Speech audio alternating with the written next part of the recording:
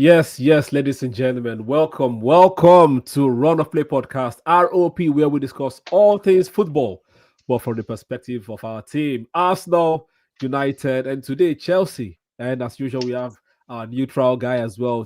Let's call him the ref for today. Keeping everyone in Yeah. check. It's been a fantastic weekend of football for the weekend for the neutral, and it's been a bad one for the weekend. People that were hoping that Arsenal would drop up to 3 points. They did not have their wish and their dream this weekend. But Liverpool resurged finally after dropping Salah. Manchester United managed to scrape a win against Palace because Palace were good in the first half. We'll dive into all of that. But before we get into all of that, please press the like button, subscribe if you're new to the channel or yet to do so. Check out Azza07 on TikTok. And yeah, let's introduce the panel. We have the man David, our ref and neutral. How are you feeling today, David? I'm good. I'm good. And like you said, it was an exciting weekend of football. I don't agree with you that wicked people didn't get their wish. We're not wicked because we want Arsenal grounded, Oh wow. But maybe we'll just take the L this weekend. Next week, we don't know. We might just be lucky. We might get the L to Arsenal that we're looking for. But all in all, I think it was a great weekend. Like you said, Liverpool back to winning ways. We want to see all the top teams, in that top five competing for it, keeping the entire league interesting, So it's good. It was a great weekend. Yeah, I agree with that. And also we have our moderator, United fan, Mr. Sheon T. How are you feeling today? You guys have restarted your five game win, so that guy can cut his hair again. How are you feeling? No, it was an unexpected win today. I was up by 4 a.m. to watch the match, and I'm glad it wasn't in vain. Wickedness is not prevail entirely because I was in fact hoping for Arsenal to win. I think to lose. Sorry. I think I'll settle for an injury to Declan Rice. Wow. The way I'm seeing this Arsenal team. Why evil? Is it confirmed? Is it confirmed? No. He's hoping for it. He's channeling his inner Vico. Why evils? I'm hoping for an injury because the way I'm seeing this Arsenal team, right? The vulnerabilities are just there, and the thing that is holding it all together, as far as I'm concerned, is Declan Rice. So if he can just catch a cold or something, over like a month or a three-week period, I think we should see interesting things happen. But yes, looking forward to the episode. Well, Sharon, as you once sang on this show, they feel like Declan Rice. But anyways, welcome back, Mr. Azza, the Chelsea fan. Today, you're not going to be bragging all over the internet. I doubt you will still do it. But your bragging is not going to be 100 level. It will be like 60% instead of 100. But how are you feeling today, man? Yeah. No, I'm feeling good. I would have felt a lot better, like you said, if we had won. But yeah, it's a good feeling at the end of the day. So it's a draw. It's better than a lose, considering the fact that we went one man down from the first half. So yeah, man. At the end of the day, it's a good weekend. I'm good. Yeah, it's a good place to start now, right? And I guess Azza, why don't you kick us off? Like, would you say this was a drop points for Arsenal, or drop points for Chelsea, or a fair result between two evenly matched teams? Ideally, it's a drop point for Arsenal because it's a draw. So obviously they've wasted 3 points and now they've got one. So it's a drop point for Arsenal. I feel like if we had our full 11 players, it could have been a drop point for Chelsea as well. But we didn't have our 11 players. So for me, I'll settle with having a draw. I'll settle with having a draw today. But overall, I think it's a drop point for Arsenal. And it sounds like it's just 1 point, but it puts pressure on Arsenal in one way or the other. Dr. did any part of you today feel even, remotely shaky because they put you guys under pressure, like under a lot of pressure, even with 10 men. I think this thing of not having Saliba and Gabriel, as much as the Hincapié and what's the other guy's name, Mosquera, they look decent, right? But I think there's levels to the stuff. So what was your own reaction to the game? Drop points for Arsenal, for Chelsea, fair results. Um, Fair results. If you look at the game in isolation, you will say drop points for Arsenal because we played against them and Chelsea for about 2 minutes overall in the game, right? But overall, it's a fair result because at the end of the day, Chelsea are at home. It's Stamford Bridge. In the last 2 seasons, we've only got there in the last 2 seasons at Stamford Bridge. So, and the way they were playing and the way the fans were behind them, right? So you could see that they were having their ascendancy, but I was never panicking at all in any part of the game. Yes, they had a good tactic, right? They had a very, very good tactic. They played from they took from the playbook of Sunderland where they came for the second balls and tried to overload the midfield and the long ball up top to Estaval and Estaval with Pedro Neto and sometimes with James double up on Calafiori. Like they had a very, very good tactic. But at the end of the day, there's a reason why Arsenal had or still has the best defense in the league. No matter all of your backing and backing and backing, can you bite? They could not bite. And I was even saying to Johnny Boy in what's happening during the game, he was panicking. I was like, calm down. Arsenal has this under control. So I felt that if they had 11 men, Arsenal would have won because the way the game was going, I could see the game in like first half finishing a 0-0, and the second half we turned it up with Gyökeres coming on and changing the game, Madueke coming on. But the red card puts a spanner in the works. They sat back a lot more in the second half, and so it's made it difficult for Arsenal. Yes, we had more of the ball, more possession in the second half, but we didn't really create much chances. But like I said, in the grand scheme of things, we are still 6 points clear at the top. So Five. we'll take that one. Five.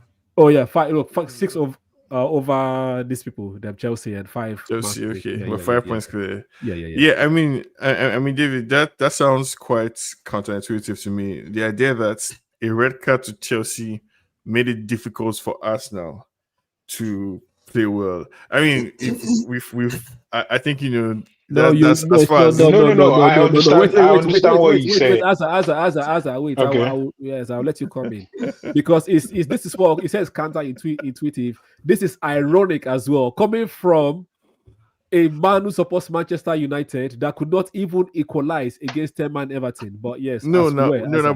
but I mean, yeah. wouldn't you then apply that same logic to us that Everton getting a red card made it more difficult for us to I'm not play. I'm not the one paddling that boat. You are the one paddling that boat. So it's explanation of but I mean David, I think I saw vulnerability in this Arsenal team. I saw Reece James, a right back, pretty much like dominates the midfield. I saw Pedro Neto or whoever it was on Chelsea's wing look dangerous every time they attacked. I think this Skelly guy back to back against Bayern and now against Chelsea looks kind of shaky. Too convincing. Yeah. I don't know what Gyökeres is or does. Saka, is a shell of basically himself. Arsenal has enough quality. Just around. They have goals in Merino, they have goals in Trossard, they have goals in Martinelli. Even if you get 10 goals from each of those people, right, you can still make a good season out of it. So I mean, how did you see this Chelsea Arsenal game? I think it was always bound to be tough. Yes, it was bound to be tough, and I get where Dr. Toes is coming from with the red card, even though I won't take it as an excuse really. In my opinion, is 2 points dropped for Arsenal and then 1 point picked by Chelsea, because having one man down just means whatever game plan you came into the game with, you would have to adapt it during the game, and they adapted well. Even got the opening goal and could have just kept on to it if Robert Sanchez decided not to stay on his line and just come forward, because that header was, I think, 4 yards away. That's keeper's territory. That's the goalkeeper's territory, right? But then I also understand what happens when teams go into low block mode when there is a red card. And we have to understand that Chelsea is a team that has quality. It's not Wolves going into a low block now. It's Chelsea with all their quality going into a low block. So that kind of makes it harder for a team like Arsenal to penetrate. But then I I'm happy. Do I want to say happy now that I saw a Yeah, lot of you can say happy, yes. Okay, then I saw a lot of vulnerabilities, in this Arsenal team. The defense is shaky. It's not as convincing as we expect it to be, and I disagree with Dr. Toza. If it was 11-11, Arsenal would have gotten the win. I think Chelsea would have taken all 3 points. Right, that defense today is not exactly what we've known Arsenal defense to be all through the season. And one major thing I also like to point out is I don't think Iberici Eze would like to look back on this match and be proud of his 70 plus minutes. I think he was one missing element for Arsenal today. No, he's a young player now, right? And for me, what I'll say is, if Rhys James alone by himself was able to do what he did today in midfield, just imagine if it was James and Caicedo. I think they will have eaten Zubimendi basically for lunch, and spat him out. Like it will have been very difficult for Caicedo were there for 40 minutes. What happened? Yes, now and they choked out Arsenal. Now it was a tight game, and then when Arsenal went a man down, I think Chelsea predictably scored. Because even though they were down to 10 men, from they looked a corner more kick, dangerous. it's not open play, it's corner kick. Calm down. Sure, you have to give context to in case people that are listening, they know that people that are watching, they know watch the match. Give context. It was a corner kick. Sure. Okay. Thank you. But I think they look like the more dangerous team, man, and I think it's worth looking. But at sometimes what they say about abracadabra, the more you look, the less you see. They look dangerous, but what did they do with it? Right? No, yeah. Let's look at the moment that we'll get there, because before Caicedo got sent off, like in the 38th minute, they showed the stats. Chelsea had 3 shots, 1 on target at that point in time. Arsenal had 1 shot, 1 on target. So again, what is the I think it counts for something that Chelsea got into. No, like for the fact that we had 3 shots, like the fact that we had 3 shots in the first place. If you shoot over the bar and a shot, is a sign. You're not shooting from the other half now. You're shooting from. That's the thing. That's what I was about to say. Because even if you're shooting, you're shooting from their half. So and from chances we created. haven't. And we having 3 shots just shows that we are actually creating chances. You are the home team. Remember that. So we always have that the impetus is on you. The onus is for you to win and to go for it. You are the home team. So I'm just trying to say that which is why they had 3 shots. Even at that, it's not as clear cut as you guys were saying it. Is what I'm trying to say here. As the Arsenal defender on the panel. It was, I think, fair play to the lads. Fair play to all the lads indeed. The Chelsea and the Arsenal lad. Let's see the clip of Caicedo getting a red card, because I think it was kind of silly on his part, and I think it would have been better for everyone if Chelsea had 11 men. Timber. I swear. Marino. Oh, Caicedo. Referee playing an advantage. Eze. Marino and. I mean, so for starters, the fact that the referee played on, right? I think to me says something. But just one that he had with Izzy. That there was one foul that he had on Izzy. Like that foul was not necessary. Like, why are you on the ground too? Oh my. No, my. Yeah, no. So my vote is I think he slipped, but it's hard for the referee to tell. And I think like David says, the intention was to they wanted to destroy the man. That's another thing. They were very, very physical in the first half, and Arsenal got most of the yellow cards off. Before we started, I asked Azza, like, how many of the Arsenal yellow card do you think was actually deserved? A deserved yellow card, like if you think about it properly. The guy was just trying to manage the physicality of the game, but he just did too much. Anthony Taylor is what I'm going to. No. You know Anthony Taylor. Anthony Taylor is always sharing cards against Chelsea right from day one. Not even against Chelsea. Like naturally, I don't know. He just shares cards than other referees in one way or the other. I don't know how he does it, but he just likes to share cards. So I'm Oh, not wow. surprised that it's Anthony Taylor, because obviously that is what he does. Yeah, no. So That's what I also said, I, James, that the tactic was Chelsea just copy Sunderland, and yeah, they're learning from Sunderland. But to be Although fair, we were both Sunderland beat you guys, going you long guys in this game. respect them. No, You guys. no. Because to be fair, we were both going long in this game. And there was a point, I remember there was a Arsenal had to point. go long because you choked the midfield in his tactics. You guys were all in the middle. What was Yeah, and you're you like, we are dubbing now, but you said we dubbed Sunderland, like you guys weren't going long. Like you guys went long first, as much as I can remember in that game. So Arsenal I don't playing know. long goals now. Is Yeah, they're like winning even themselves. before Caicedo got his red card, you guys were going long than Chelsea. because So everybody why? was in the So middle. how are we the ones that are copying Sunderland in this case? No, you guys followed Sunderland tactics. That's everybody saw it. We all saw it. Okay, wait. Is it in terms of pushing you people to go long? In No, terms so of the your style of physicality play today, for the the second physicality. ball. Yeah, going for the second ball, No, trying it's to double always up with Is that proprietary to Calafiori, all that Sunderland? kind of stuff. You said now. But when it comes to Chelsea physicality, that they are the Chelsea has first club always to been a do it for years. physical like team. To be fair, Why were you not we've physical always against been Manchester United? physically like imposing right from time. I read somewhere that like prior to this Chelsea game, 30% of Arsenal's XG conceded or something came from the opening game against United.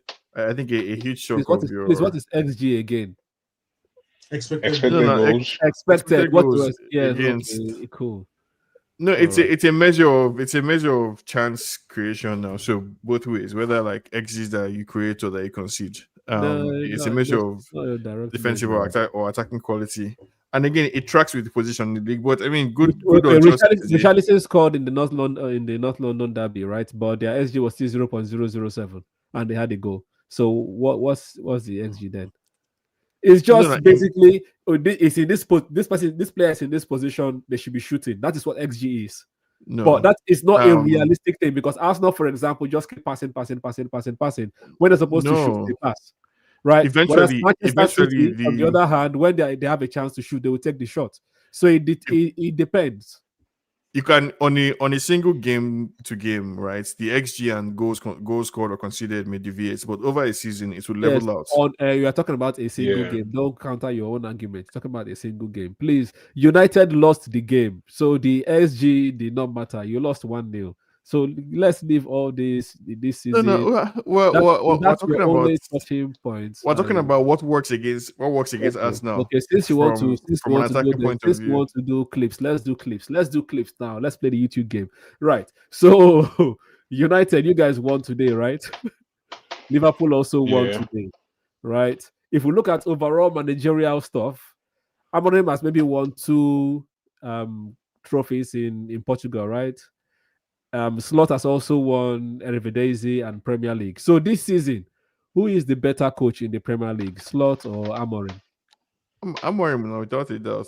There's no two ways about it. I think I've been riding the anti-slot agenda train, for 2 years now, and I'm glad that my predictions are finally coming to light. I think without a doubt, Slot rode on Klopp's coattails. Like he didn't really offer anything, really even do anything to that Liverpool squad. They didn't have to sign anybody. He just kind of steadied the ship. And if you want to give him credit for doing that, for not destroying basically what Klopp built, then sure. But it's worth saying that when Slot has been given the opportunities to create a Liverpool team in his image, he's failing like woefully. Like not even on just they can't defend their title properly. Yeah, I think 8th or 9th in the league. They were 12 points before that game. They're 8th behind Manchester United of all teams. So they say the table doesn't lie. I think the table isn't lying. When it by virtue of the positions that Amorim is a better coach than Slot. Please, I am biased here, but David, who do you think is the better coach this season? Well, I mean, the table doesn't lie, I guess. For whatever reason, Amorim is currently ahead of Slot on the table. But I don't know. I think we should cut the Liverpool organization some slack, right? For two things, or maybe three, right? But let me get into the two that I think are the major ones. These same players won the league last season. Yes, there have been some additions, but they are winners. They're players that have that winning mentality. So cut them some slack.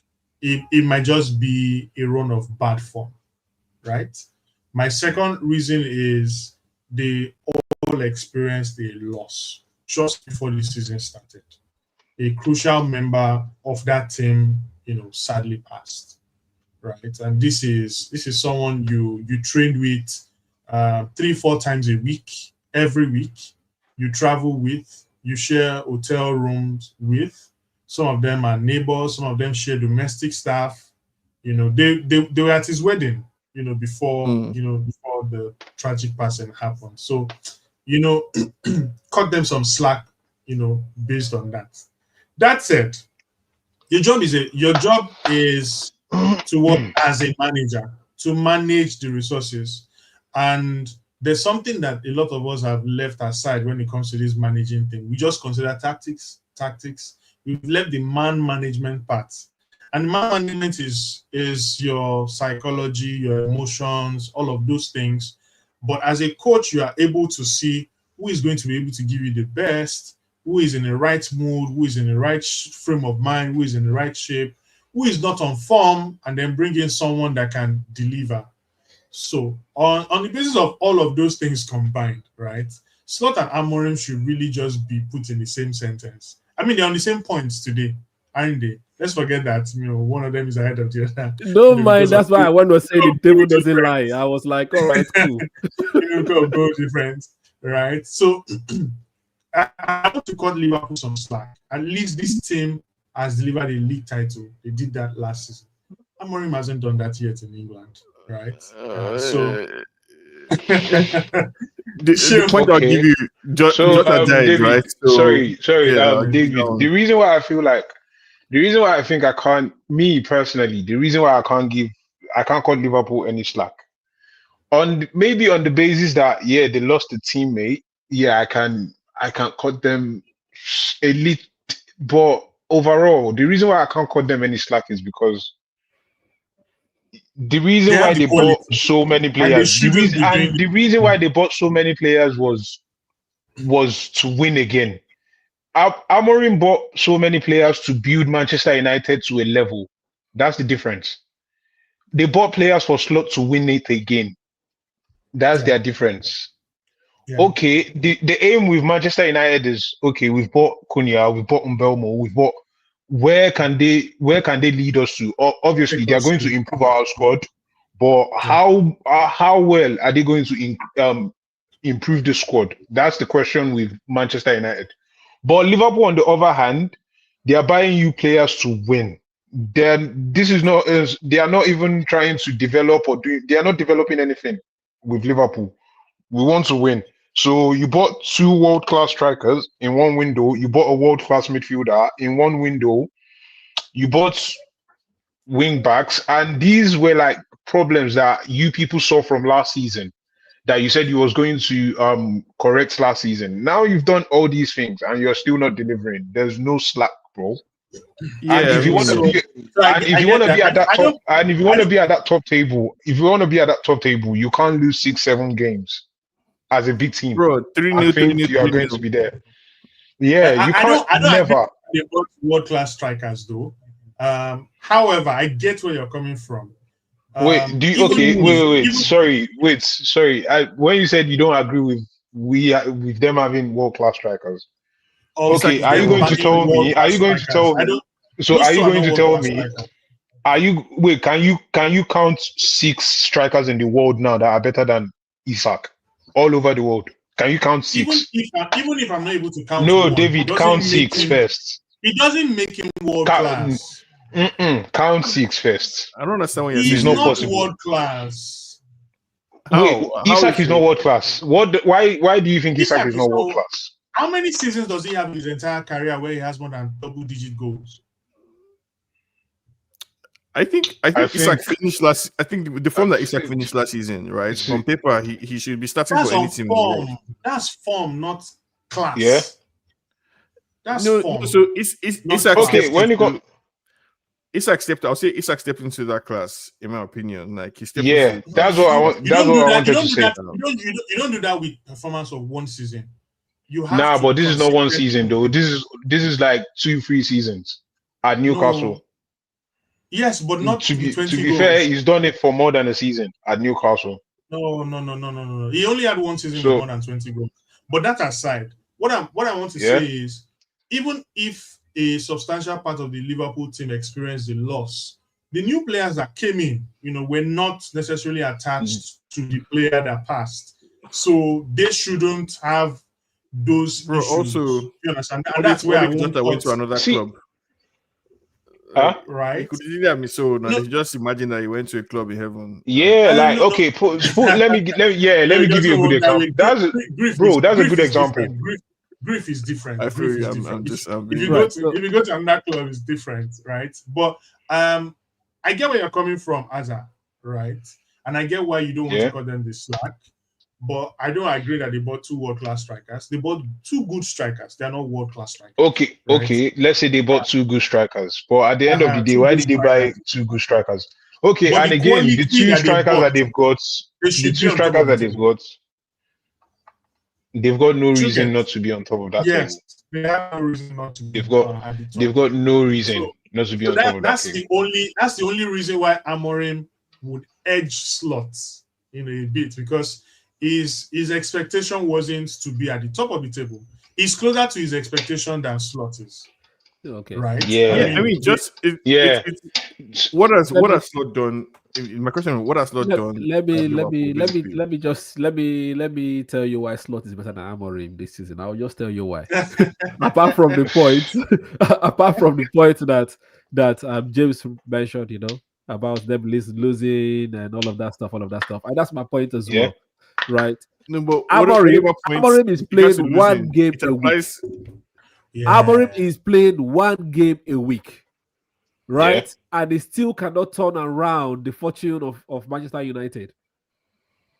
This guy is playing, like, he doesn't even have training sessions. Like, he has finished as soon as he finished playing, is recovery, play the next game. Recovery, plays the next game. He's actually like experimenting during the games. Amorim has all week to do tactics and all of that, but yet he's still playing 5 men against five defenders against them and Everton because he's stuck in his own ways. So for that alone, I say Slot is he's playing his own system now, right? He's dealing with Amorim could not even beat Grimsby. Like, personally, I just think personally, I think. I don't know. I don't know. It sounds crazy, but for me, I think Amorim is actually better than Slot. To me, I think he's better than Slot. Expectation. And no, this is not even. Expectation is we'll see at the end of the season. You understand? Yeah. Right now, we don't know. Expectation is we will see. Yeah. And so we're judging right now. So we can't do anything. So we're judging right now. Okay. If it's down to this point, 3 or 4 competitions. You understand? And you're still on the same point. that they are going to lose. They are going to lose all of them. Like, I mean, my own agenda was that he's not that good a manager in the first place, right? So it's not just Amorim that's better than him. I think generally Slot is going to be found out to be basically like a faker, like this last season was a fluke. He's going to get sacked by the Liverpool hierarchy eventually, because there's no way in the world you sign. And again, I'm sorry, David, I disagree with you. Isak was supposed to be Isak versus Haaland for world domination. No. It's supposed to wait. Hey, David. This is where that's actually a point, because at the end of the day, people were actually saying Isak is a more complete striker. As at last season, people were saying, apart from goal scoring, Isak can give you more, which is playing. bro. People That's the saying reason that why. doesn't make it true. That's the reason why Liverpool spent 100 and something million. on See, Isak. you can't spend 130 million on a flop or who you don't think is world class. There was Oh no my two God. ways I around can it, list David. I can list 5 players who came up with that price tag and they were not even world class when they were Who bought. like who? Philip There's no Coutinho, there's Ousmane no Dembele. player that you wanna tell me. Wait. First thing first, Felipe Coutinho, form or no form, when it comes to class, is a world class player. It was supposed to Do be you at the agree? time. Like he was banging in goals See, from outside. like Coutinho you was see these giving them people here. See corner after Ousmane the corner way after Dembele. corner after corner. the way the Joao Felix too. These are players nah. that See. Hey, people know Joao Felix when Isak is he world they were class. all sold when he for left Benfica. 120 Everyone plus. were looking for. No, Gyökeres is it's- world class. Ekitike is world Come class. on, don't, Mamouche is world class. Because the way now you you guys want are just to now throwing you want to the force way it now. if it's just by scoring goals, those guys It's score not by blocks with goals. scoring Class. goals now. No, World it's not class, just you by have to scoring go there goals. inside the It's not just by scoring goals. You Like, have to be able to do it. okay, if at we least say if we 3 consecutive seasons to be world class. Okay, wait. Isak has Let's never- define Okay, world fine. class, please. Isak has Fine, never he's even not- made- he's Let's not- give our definitions of world class. David, starting with you, definition of world class. That's You and why have Isak to does at not. least do that business consecutively for 3 years. Within those 3 years, you have to be in the world 11. That's what I consider world class. Isak has never neared the world 11 ever. He has never Okay. had 3 seasons consecutively with 30 goals. Never. In fact, I Yeah. don't think he has had one with 30 goals plus. Last season was 29 or 28. wait, do you know the teams he plays for? The teams he has played for: Yeah. Borussia Dortmund, Real Sociedad, and Yeah. Newcastle. And Newcastle. Aubameyang- Okay, look at Newcastle. Aubameyang played.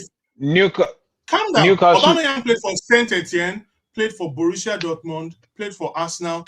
He was top scorer in every of the league that he went to.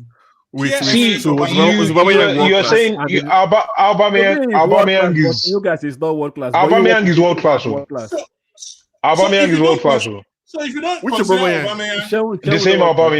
The same Aubameyang. He is if you world don't class. consider Aubameyang world class at any point in time, he's not world class now. I've always considered that if you don't Aubameyang a world class striker. Me, I don't know about it because you see with Aubameyang, yeah, he's so underrated. So a lot of people actually underrate him. I've always considered. It's your world class category that includes both Aubameyang and Isak. I'm curious. How do you define? No. To be fair, consistency is one big part of what I feel you can actually talk about world class players. Consistency is one of it. Doing it over like 2-3 seasons, like he said, it's one of it. But what I'm saying is, Isak has actually provided us with some, like maybe he haven't scored over 20 goals in a season, more than one season. But the performance that we actually see from him at Newcastle has been consistent. Whatever it is that made Liverpool buy him, he's been doing it for more than a season at Newcastle. So that is the reason why I believe he is world class. He only did it in one season. I'm sorry. Not one season. Not one season. Even his first 2 seasons, he still delivered. But this guy is playing for Newcastle. How many people are actually going to talk about Newcastle? No, you don't have to play for the biggest club for your quality to show. If you have that quality, it will show. I'm not saying it's not going to show. Wait, Dr. Tubes, what's your own? How do you define world class? And I guess you said that Aubameyang was world class according to you, but Isak is not. Okay. Yes, my definition of world class is similar to David's one, but at the same time, I don't agree with world 11 because it can be biased, right? But the world 11 can be biased. But I agree with the definition of you have to do it for at least 3 seasons, like back to back to back to back. Aubameyang has delivered that, right? Okay. Gyökeres in Portugal did it for 2 seasons. So if you guys are giving Isak that did only 1 season world class, then Gyökeres should be world class. I don't think was doing it in his own league as well. So you have to give him world class too. You know, Ekitike did 20 goals Also, if in Frankfurt. Yeah. So if I'm just saying, if Isak is world class, We there are have to people be that, giving that that world deliver class to the same number. everybody. So all of them that No, have no, that so same let's bracket should all be world class. let's put some respect on Isak's name, because, and again, my He definition has of world respect. class. He has respect, but that world class gone. That's the one. No, my definition of, I think for me, world class is a fluid thing that changes from time to time. So it's possible that even though Aubameyang was good in his time, he wasn't world class at that time. But like the way I think of world class is basically, to be world class, it means you can get into any starting 11 in the world. That's how I defined world class. I don't think so. I don't think at How many strikers were getting more goals than Aubameyang? At Yeah. Aubameyang's peak. At Yes. Aubameyang's peak, Yeah, they were at his I peak. think they were You can't there were count. more strikers. See, There were more no. strikers See, at that time see, than there are now. realistically, Let me realistically, you can't count. Let me refresh See, your memory. count Aubameyang- realistically, you can't count 5. Aubameyang won Aubameyang's top scorer peak. in the French league, one top scorer in the German Realistically, league, one you top can't count scorer 5. in the Premier League. Let me tell you, You the can't people he count beat 5. in those period. He beat Lewandowski to the Lewandowski German league top to the scorer. German. Yeah, He God beat bless you. Harry Kane to the EPL top scorer. Harry Kane, Mohamed Salah as well.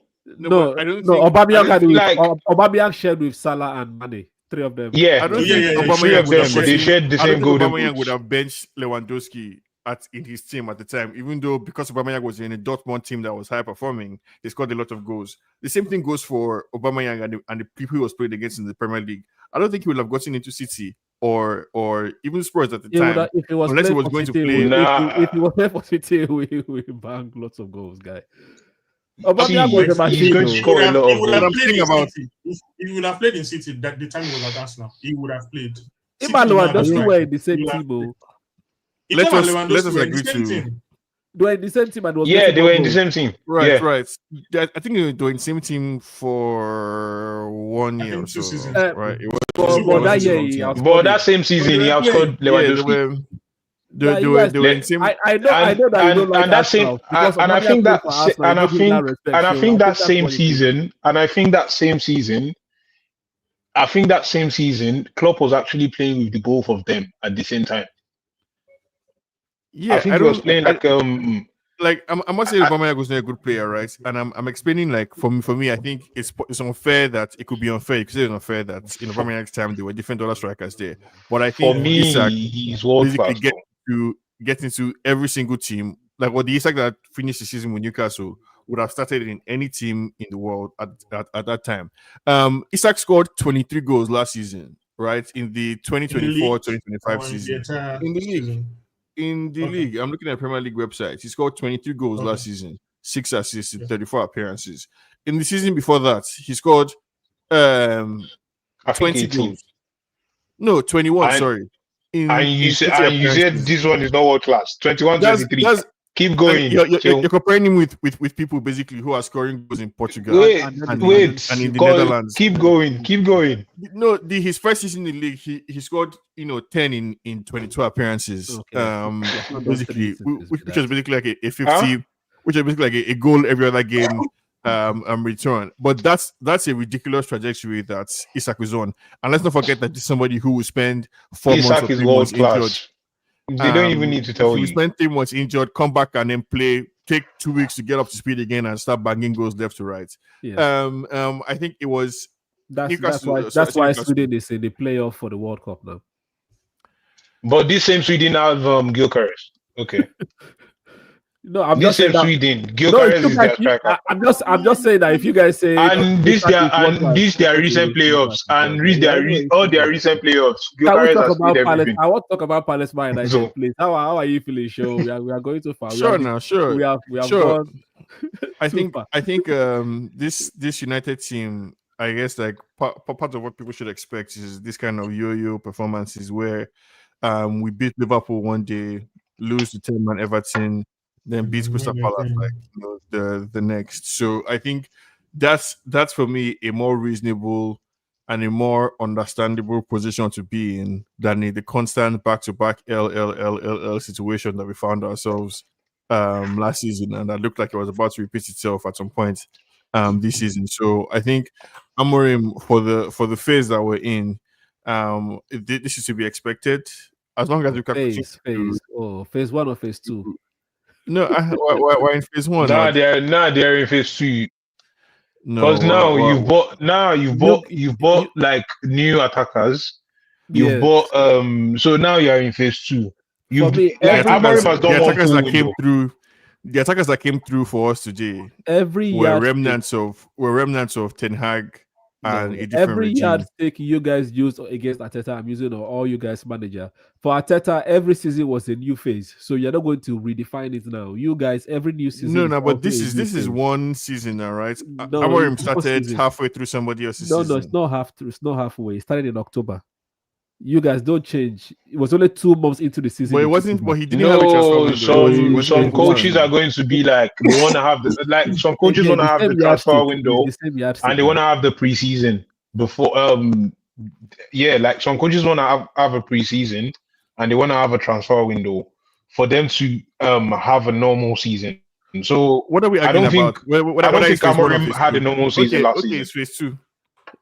Consider phase 2. Yes, let's go ahead. Right? Okay. Okay. It's phase 2. Abi, so if that's what you want, if that's what you want to hear, it's phase 2. I think phase 1 was an unnecessary, in my opinion, lesson in losing. Right?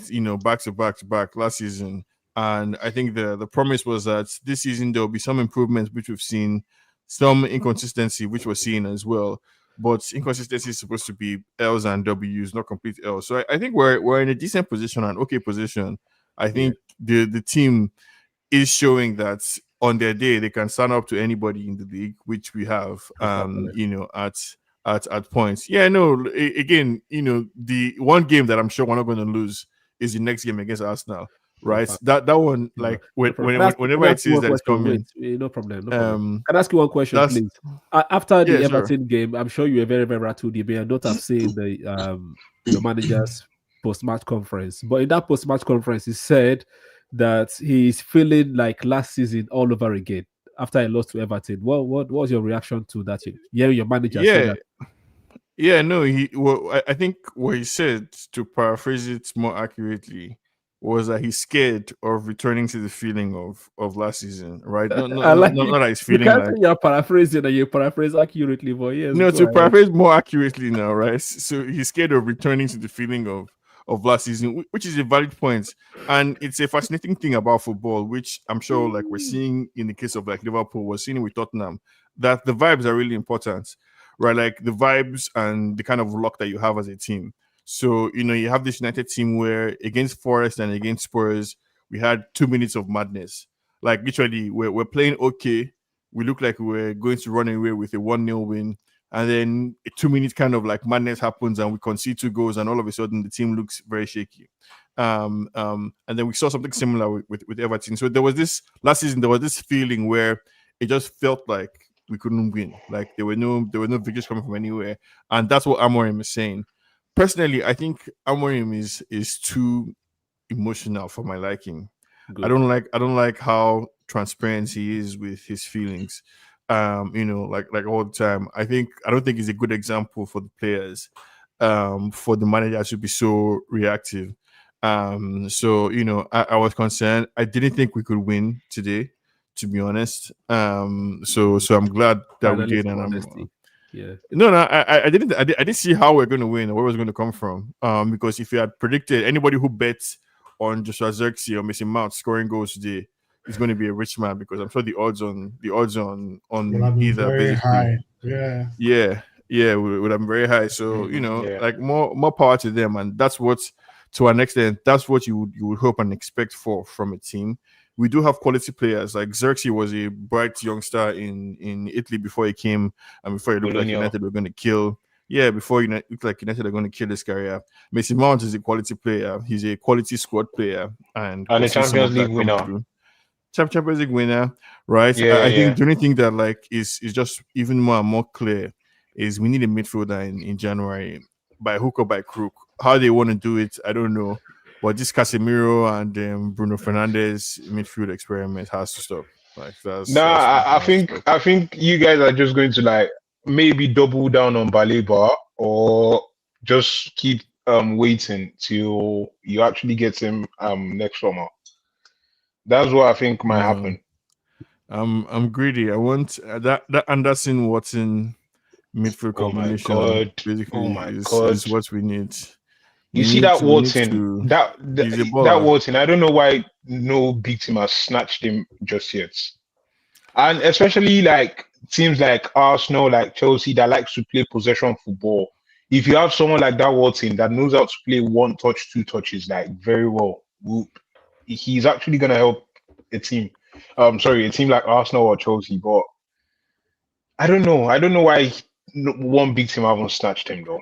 Because it's going to be expensive as fuck now. Yeah. That's Yeah, number yeah, one. it's going Number to be two as well. expensive. It's not as technical, technical as other sixes in his Really? position. So yes. Yeah, no. Distribution is not How up am I going to say it?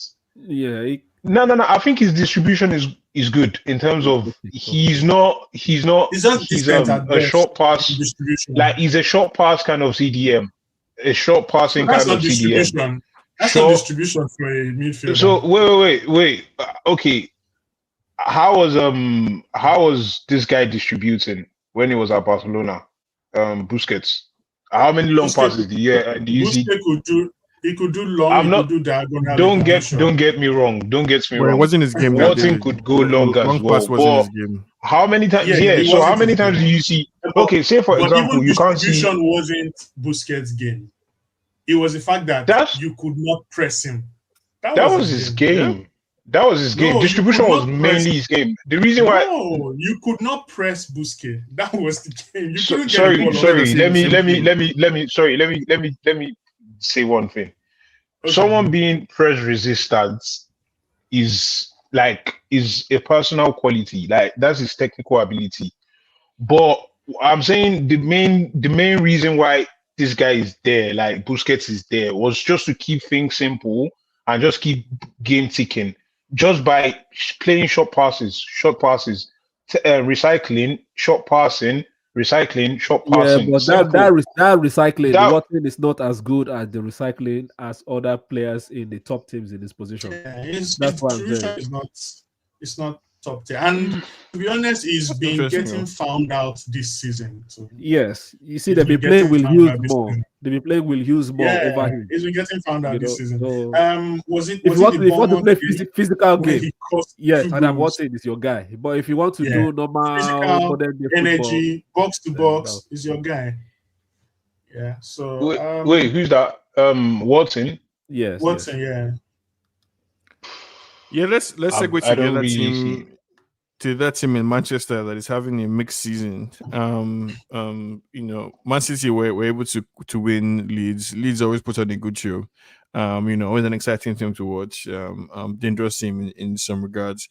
But Man City had too much quality, I think. Phil Foden, 2 goals. And if it wasn't him, it would have been Doku or Haaland or Savinho or one of their guys. Or one of them, yeah.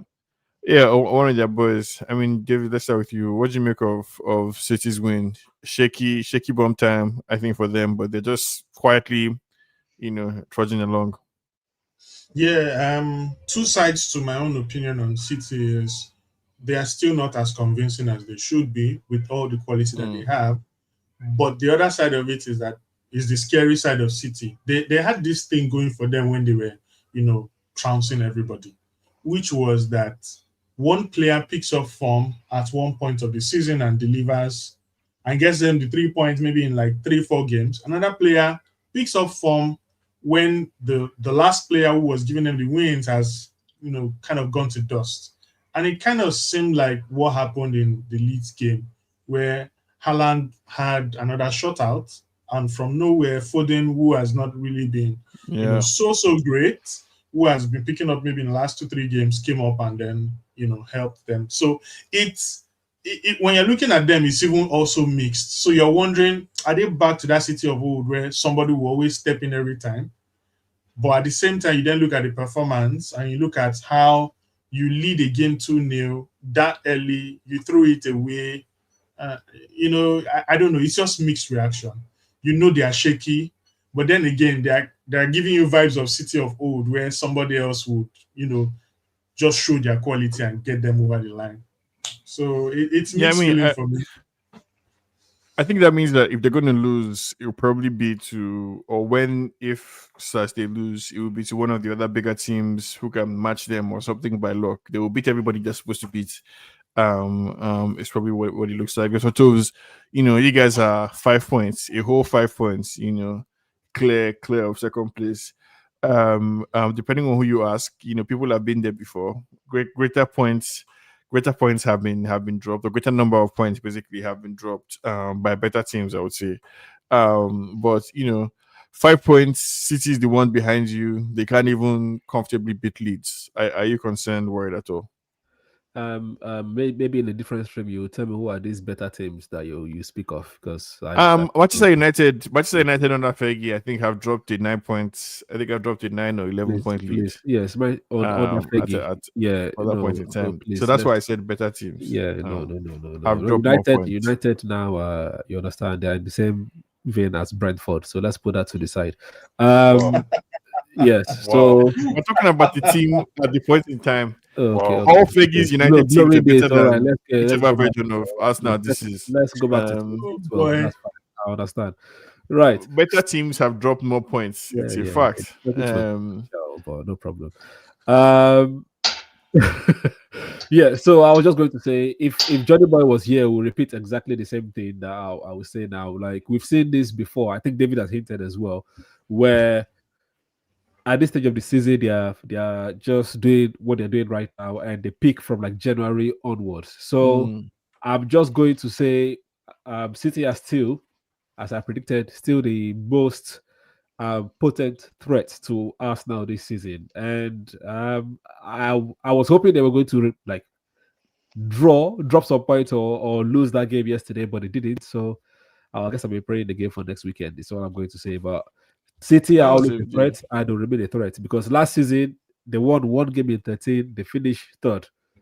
So now imagine that they're only like 5 points behind. Like, and they're not like yo-yo team. So they'll keep the pace. That's weird, though. And if you notice, that seems to be talking about every press conference right now. He's trying to get into the mind of Arteta again. He's trying to play mind games. Always talking about Arsenal for no reason. There was one press conference where he was like, the league is never won at November. That was the press conference before he lost. That was the one before he lost the last game. Yeah, and trust me, for Pep to say something like that, like the league is not won in November, he must be up to something. I don't know, but I'm sure he's up to something. But he said that. No, I'm not saying. And then lost. No. He's not saying. He didn't say that. He didn't say that because of the game. He's saying it in terms of the league. Like, it was literally what he's trying to say is what he's trying to say is what he's trying to say is don't be quick to call Arsenal champions or to think they've won it. Yeah, but people don't be quick to say they've won it. If his team keeps on dropping points, he has to deliver. He has to deliver. But if you think about, this is what people don't understand. People have set like the bar so high when it comes to Pep that right now you've forgotten that he's still second on the table right now. Yeah, but he's second on the table, so he's still delivering. Only 4 points ahead of Amorim, who is such a terrible and dastardly coach, right? And only 3 points ahead of the next team I want to talk about, Sunderland, who I think right now is probably my contender for team of the season, coach of the season, I don't know, whatever of the season. Those guys are, on fire and seem yet to stop.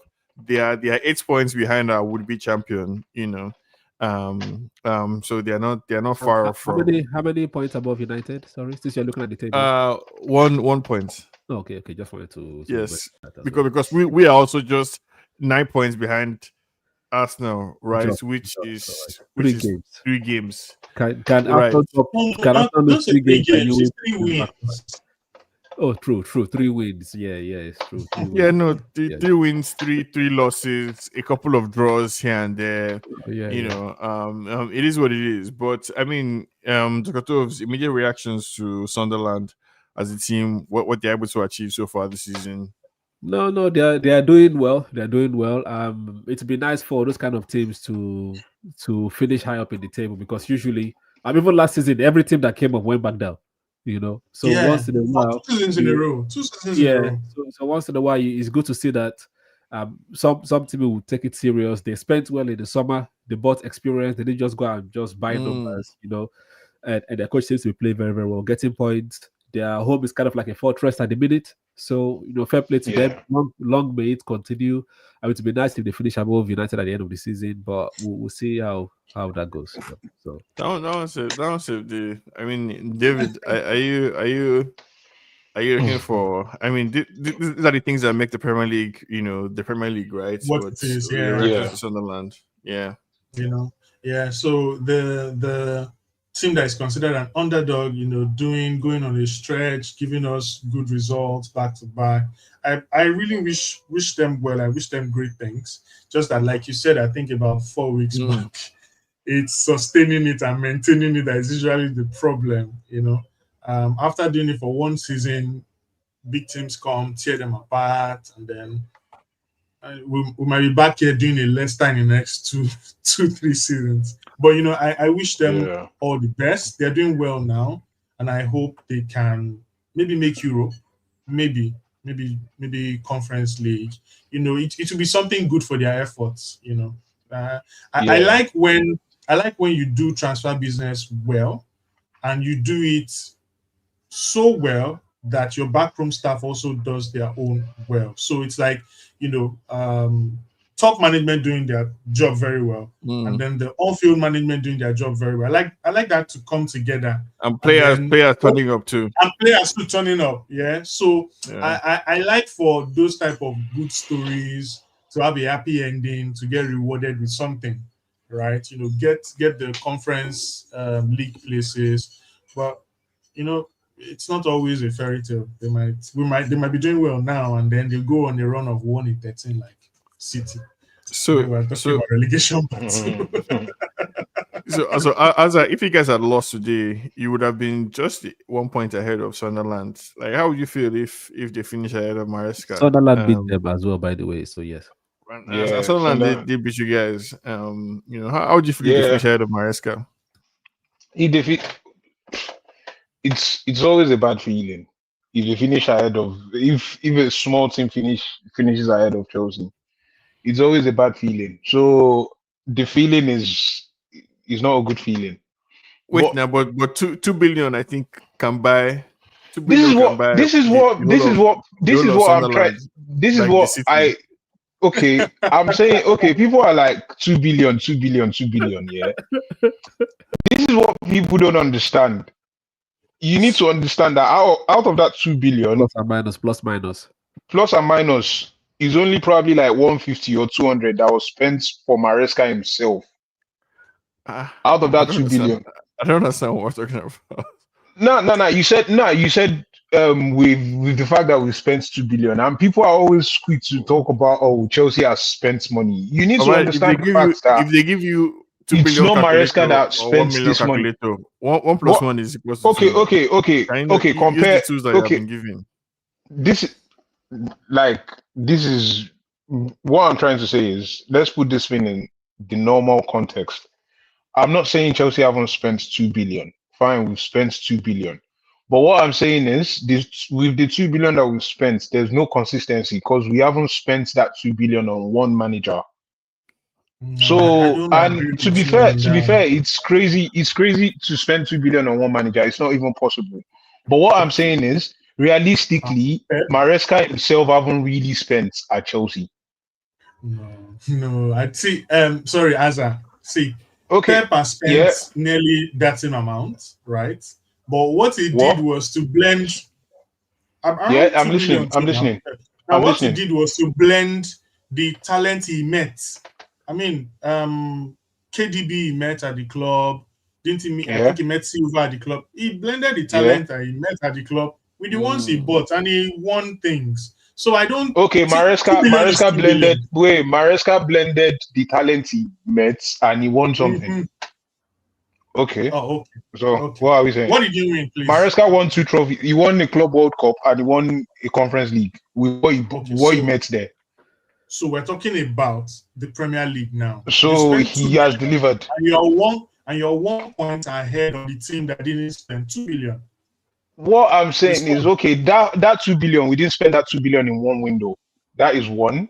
Wait, No, let's, like this time, let's be realistic. What's the point of saying that? Like, I'm like you. The What players I'm trying to say is, you people are saying we've spent 2 billion. Like, you people are saying we've spent 2 billion. Like, investment to date. Yeah, to date, but at the same time, you need to understand that there's inconsistency in the squad. It's not like it's bought for one person. It's bought for Chelsea. Every time Maresca but it's not. Chelsea is presenting. But okay. If that is what you're saying. If you're if you're Enzo Maresca, which team would you rather take over? Which team would you rather take over? A team that is worth 2 billion, that they spent 2 billion on the players, or a team that they spent how much Sunderland possibly spent 20 million on the players? Which squad of players would you rather work with? Say you're a manager, or they just want to give you clean slates. Choose one. This squad is worth 2 billion. It depends. Context matters as well. 20 million. Okay, should I give you something that will counter that point that makes you know that context matters as well? Normally, I'll pick a team of 2 billion. But this is where you know that context matters, yeah. Okay. If you were given a team of 2 billion, let me give you an example. If you were given a team of 2 billion, and you were given at the time, and you were given a team like, let's say, that kind of prime Barcelona, that they didn't even buy any most of their players. They didn't buy Puyol, they didn't buy Messi, they didn't buy Iniesta, they didn't buy Xavi. Which one would you pick? And a team of 2 billion. Give me a team. Who are you picking? So my choices are a team of 2 billion. You two answer my question. If you see a team of 2 billion, so what are you saying? And Prime Barcelona, they are pretty much free. No. But But their value, 70% of the team is free. This is in response. So that what I'm saying is, it depends on the context. It depends on the context. I can have a team of 2 billion. I can have a team of 2 billion. Why giving you the context? Still live within the box. We already gave you the context. Okay, I'm going to pick it. Okay, I'm going to pick a team of 2 billion. Okay. So has it delivered? Wait, so now the question is, has it delivered with a team? Okay, the question is, has he delivered with a team that he met there? He has actually delivered. He has done something. He has delivered 2 trophies. Yeah. By being 1 point ahead of anyone, he's third on the table. That's all I care about. And he has won something. Yeah. He has given Chelsea ginger. So what are you? So this is come on, man. Now when I want battle Chelsea, they always forget points. All of now be wicked people. I'm not talking. Now when I want battle Chelsea, they always forget points. No, because you want to battle Chelsea now, you brought that 2 billion back into the play. Okay, fine. Yes, he has taken the team. Okay, that's the worth of the team, and he has delivered with that team.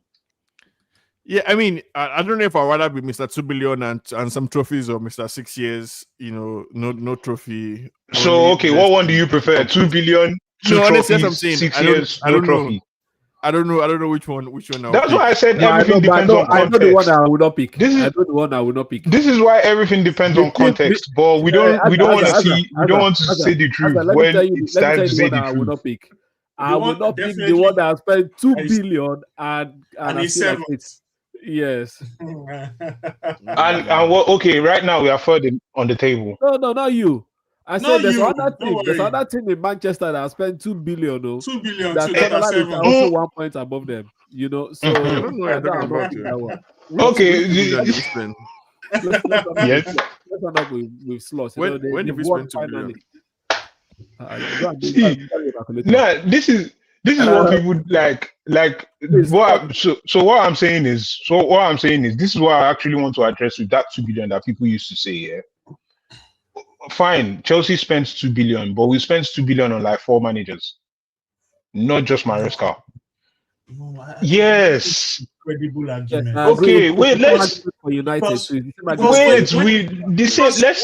This is the when thing. Maresca wants to present his team, he doesn't present Chelsea FC Maresca version. He presents Chelsea FC.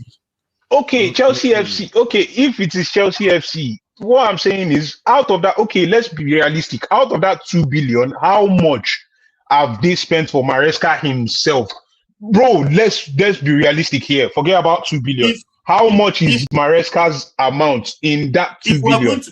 going to go by that, then that means Maresca can only fill the players that they bought for him. Everybody that they bought before him, he will have to sell them. Is that what we're saying? Wait, you're saying okay, but if now you're contradicting yourself, you're saying two I'm billion, not and contradicting you're myself. and you want Maresca to sell who was there before. I'm responding to you because What I'm saying is, you're making everything about how much that was spent for Maresca. And For I'm saying Maresca. no. Ha. It's spent for Chelsea, and when Maresca okay, fills his team, he filled Chelsea. if it is spent for if it is spent for Chelsea in that sense, I think he has delivered. That 2 billion has delivered 2 trophies. We're not talking about last season. We're talking about now. Which trophies? I'm sorry. Now I'm third on the table. What are you saying? Which Chelsea trophy is third on the what table. trophy does 2 billion? What trophy Yeah, does but 2 you're billion 3 buy you points. again? But Sorry. you're Club 3 World points Cup. ahead of. That's Club World But Cup. you're 3 qualified points. friendly. But you're 3 points ahead of Sunderland. They are the ones there. I don't care. They are the ones there. People have spent more than them, and they are behind them. True. I get that. Sunderland But are the ones there. Our context is Chelsea and Sunderland. Make we wrap up. It's So okay. when let's it wrap comes, let's wrap up with See, this. Chelsea. Okay. Chelsea, Sunderland. I'm still ahead of Sunderland. Yes. Yeah. Show has already confessed. He has already told you why he's attacking you because you guys did not win. If you guys had won, would have been your friend, but you chose not to win against us now.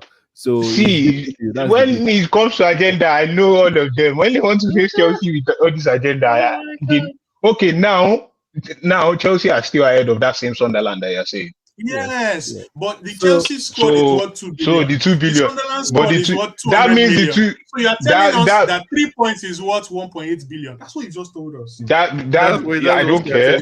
I don't care if that is what you people want to go. If that is what we are going with, then we should go with the fact that we are actually in front. So that's the case. We are in front. We are actually in front of them. Let's round up with this question because now Liverpool won today, right? And the other time they won, Salah was dropped. So is Salah the problem at Liverpool, or is it just slot? I'll start with That's you. true. So I mean, I don't know if it's a coincidence. I don't know if it's a thing because I remember the last time they won big in the Champions League as well. I think it was against Frankfurt. He started off the bench as well. So it's becoming a bit of a pattern that when he doesn't start, they get the job done. I don't know if it's I really don't. Maybe it's a combination of both, right? Salah is getting older, and they really need to transition away from him. And then, like Sheon has also said, slot is not all that in terms of management. So maybe it's a combination of both. But it's looking like a very, very awkward coincidence that every time he doesn't start, they are able to get the results, which is scary. Yeah, that's true. That's true.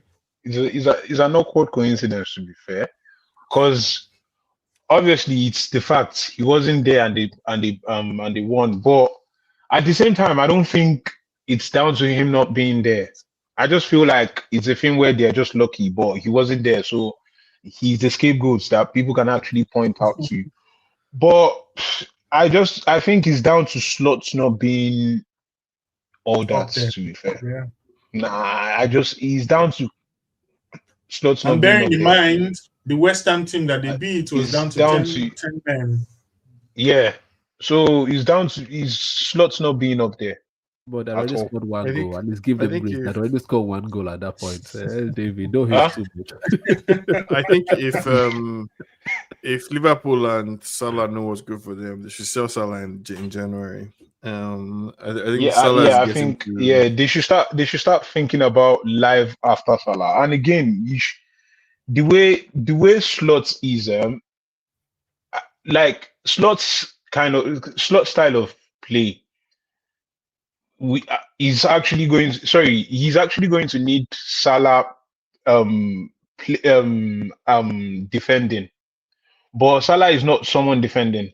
So I don't think I don't think that's going to work for them. Because if you see the way Soboslai was running today, and he was the one on that Salah's wing, if you see the way Soboslai was running backwards and He was forwards stressed. today, He was stressed. yeah. So He you was see overworked. that little run that Salah is not making back is making a massive difference in the way Liverpool plays.